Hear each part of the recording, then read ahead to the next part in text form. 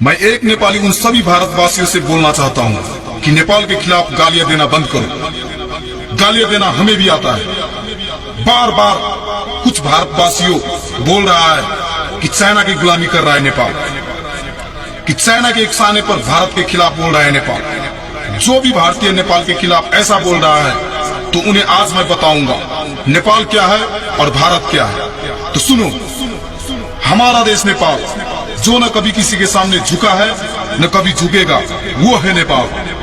विश्व में एक ही ऐसा देश है जो किसी के गुलाम नहीं बना है, वो है नेपाल। विश्व में एक ही ऐसा देश है जो शांति के प्रतीक माना जाता है, वो है नेपाल। हमें गर्व है कि हमारा जन्म नेपाल में हुआ है। और कुछ भारतवासियों हमेशा एक ही बात करता है कि चाइना के उकसाने पर भारत के खिलाफ बोल रहा है नेपाल। अरे तुम्हारा दुश्मनी चाइना से है तो हमें वो गुस्सा हम पे क्यों उतार रहे हो? बहुत घमंड है तुम्हें अपनी ताकत पर, तो लड़ो ना चाइना से।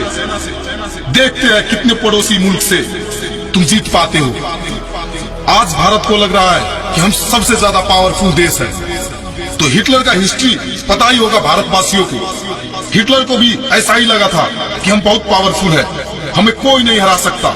और परिणाम क्या हुआ पता ही होगा। अगर फिर भी नहीं समझते तो ठीक है, भविष्य में समझ जाओगे। अब सुनो, अगर लिपू लेक और काला पानी के बारे में वास्तविक तथ्य बाहरी दुनिया को पता चलेगा तो भारत की प्राचीन सभ्य शालीनाथ पुरखों द्वारा अर्जित इज्जत और विरासत मिट्टी में मिल जाएगी। तब सारी दुनिया भारतीयों को एक घटिया क्षुद्र चित्त वाली कौम के रूप में जानेगी। उसके बाद भारत को एक बड़ी शर्मिंदगी के साथ नेपाल का काला पानी, लिपू लेक और लिप्याधुरा वापस देना होगा।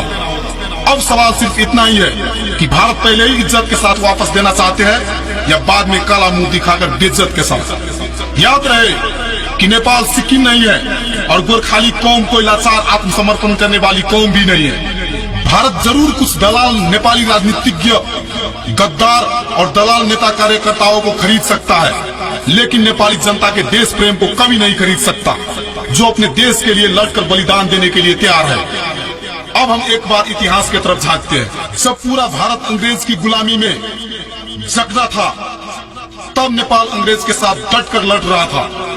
बहुत सारे भारतीयों को यह भी पता नहीं होगा कि अंग्रेज भारत छोड़कर जा चुके थे, लेकिन राजस्थान और बाकी 1 दर्जन राज्य मिलकर अंग्रेज को चिट्ठी लिखी और कहा कि आप वापस आ जाइए हजूर और खुलकर भारत में व्यापार करें। इसका कुल अर्थ इतना ही था, अंग्रेजों आप भारत आओ और हमको लूटो। अंग्रेज फिर वापस आए और कायर और स्वार्थी भारतीयों पर फिर से हुकूमत करने का दरवाजा खुल गया। उस समय पंजाब, मैसूर और बंगाल के सिवाय बाकी सब छोटे मोटे राज्य अंग्रेज के तलबे चाटने में ही व्यस्त थे।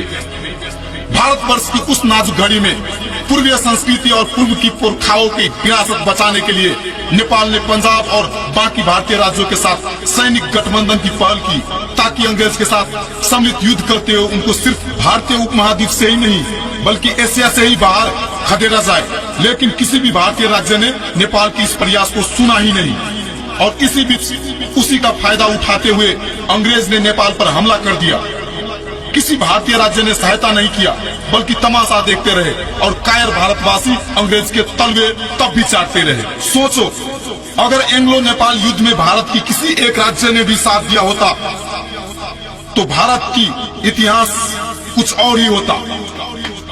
भारत 150 वर्ष पहले ही अंग्रेज की गुलामी से मुक्त होता और वो भारत आज हमें बोल रहा है कि चाइना की गुलामी कर रहे हो।